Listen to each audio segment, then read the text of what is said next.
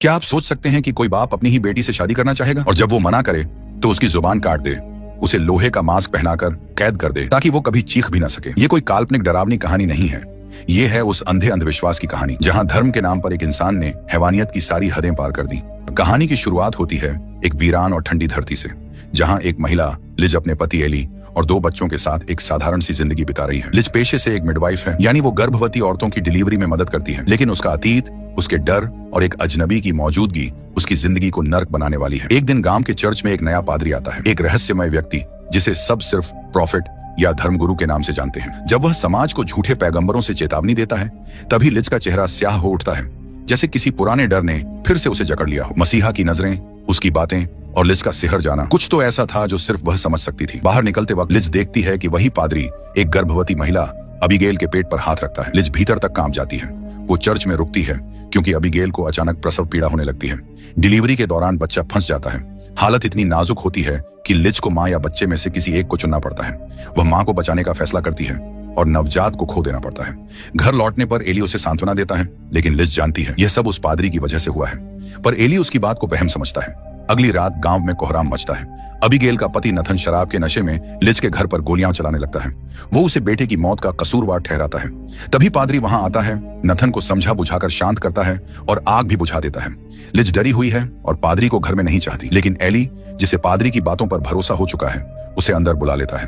पादरी बड़ी चतुराई से एली को समझाता है कि लिज ने ईश्वर का काम खुद कर लिया, जीवन और मृत्यु का निर्णय लेना, और ये पाप है।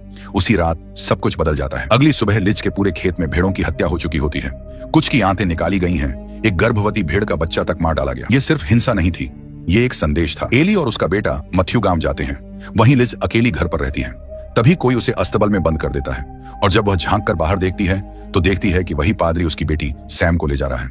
वो खिड़की तक पहुंचने की कोशिश करती है, लेकिन गिर पड़ती है और बेहोश हो जाती है। जब एली लौटता है, उसे लिज अस्तबल में अचेत मिलती है। सैम सुरक्षित है, लेकिन लिज जानती है खतरा टल नहीं गया, वो अभी भी मंडरा रहा है। उस रात जब सब सो रहे होते हैं, पादरी चुपचाप घर में घुस आता है। एली को बाण में हलचल सुनाई देती है।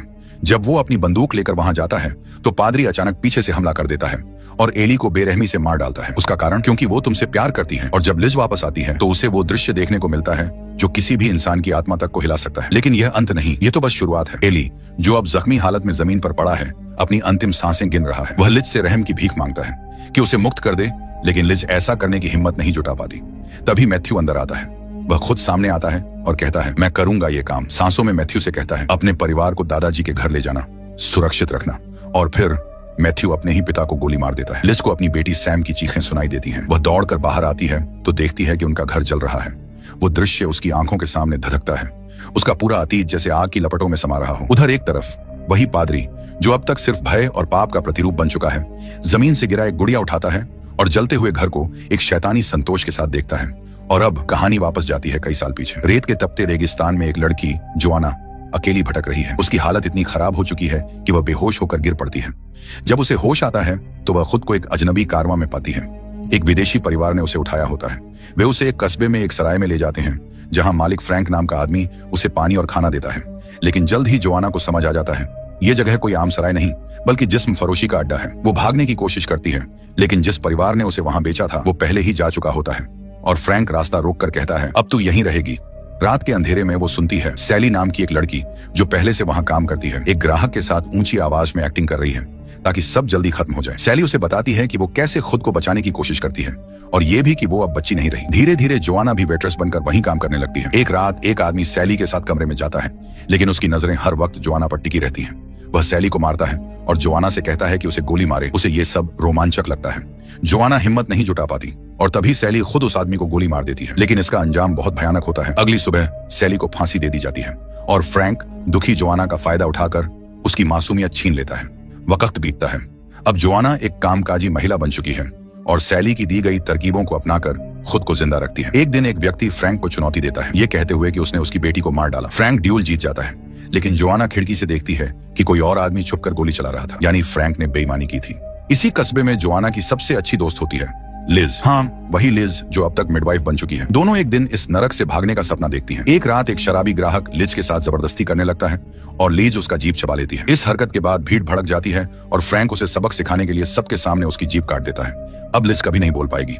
डॉक्टर उसे इशारों की भाषा सिखाने की सलाह देता है। जोआना भी उसी भाषा को सीखती है ताकि वो लिज से बात कर सके। लिज अब केवल एक ही बात कहती है, मैं फ्रैंक को मार डालूंगी। उन्हें एक मैच मेकर मिलती है जो लिज के लिए एक आदमी ढूंढती है। उसका नाम है एली। वह पहले से एक बेटा मैथ्यू के साथ रहता है।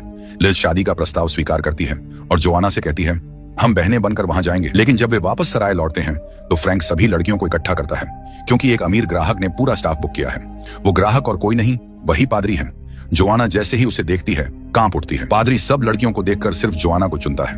कमरे में वह बताता है कि वह उसे जानता है और कहता है कि उसके सारे पाप उसकी वजह से हुए हैं। अब उसे बचाना होगा। फिर वह बेल्ट से उसकी पिटाई शुरू कर देता है। चीखें सुनकर लिज वहां पहुंचती है और चाकू से पादरी का चेहरा काट देती है। वह पागल होकर लिज का हाथ पकड़ता है और चाकू उसके सीने में घुमा देता है।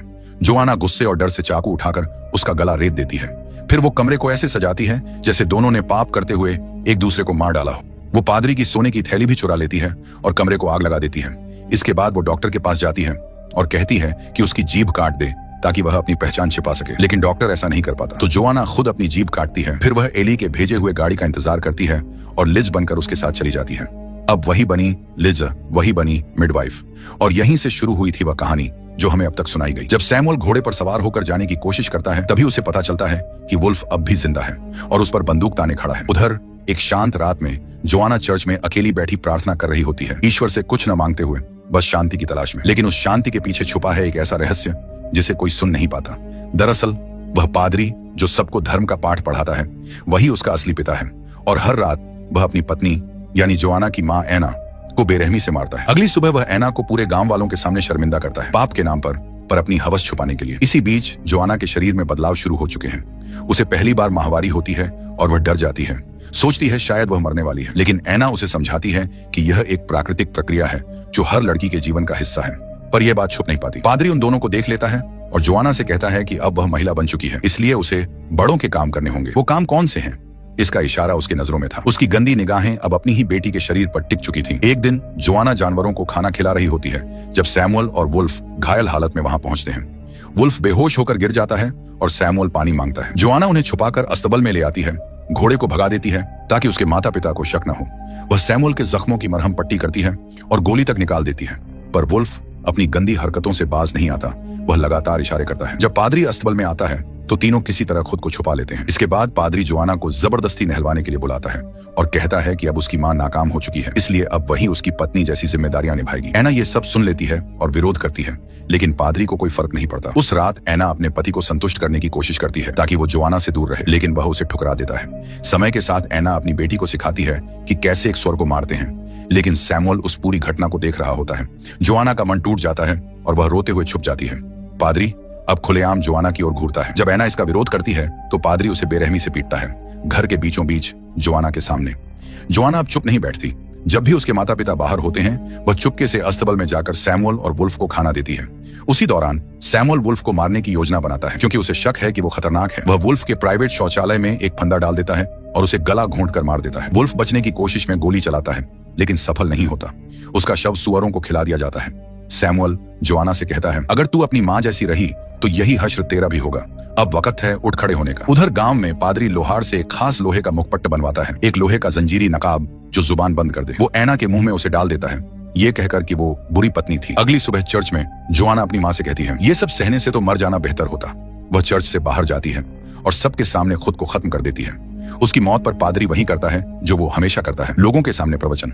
वह कहता है कि उसकी पत्नी को उसके पापों की सजा मिल चुकी है। रात को पादरी अपने शरीर को खुद कोड़े मारकर दंडित करता है ईश्वर के नाम पर, लेकिन हकीकत में वो सिर्फ अपने पापों की धुंध में उलझा हुआ एक राक्षस है। जोआना अपनी मां की मौत से टूटी हुई सैमुअल के पास जाती है और उसके साथ संबंध बनाना चाहती है, लेकिन सैमुअल समझता है कि वह दुख और भ्रम में है, इसलिए उसे प्यार से रोकता है। अगले दिन पादरी जोआना को जबरदस्ती चर्च ले जाता है, उसे शादी के मंडप में खड़ा कर देता है। जैसे ही उसे हकीकत समझ आती है वह चिल्ला उठती है और भागने की कोशिश करती है, लेकिन पादरी उसे पकड़कर लोहे का मुखपट उसके मुंह में कस देता है। वह जबरन विवाह की प्रतिज्ञा दोहराने लगता है। तभी सैमुअल आता है। वह अपना काठी नीचे गिराता है जिसमें सोने की अशर्फियों से भरी थैली होती है। वह बताता है कि उसके अपने पिता ने भी उसका शोषण किया था और उसने अपने बचपन में ही उसे मार दिया। वह पादरी पर बंदूक तान देता है और चाबी जोआना की ओर फेंकता है ताकि वह उस मुखपट को हटा सके, लेकिन तभी पादरी सैमुअल का हाथ पकड़ लेता है और उसकी ही बंदूक से उसके सिर में गोली मार देता है। सैमुअल वहीं गिरकर मर जाता है। पादरी जोआना को घसीटता है, उसे कीचड़ में घसीटते हुए घर ले जाता है और फिर उसके साथ बलात्कार करता है। अगली सुबह जब वह सो रहा होता है जोआना भाग निकलती है और अब कहानी लौटती है वर्तमान में।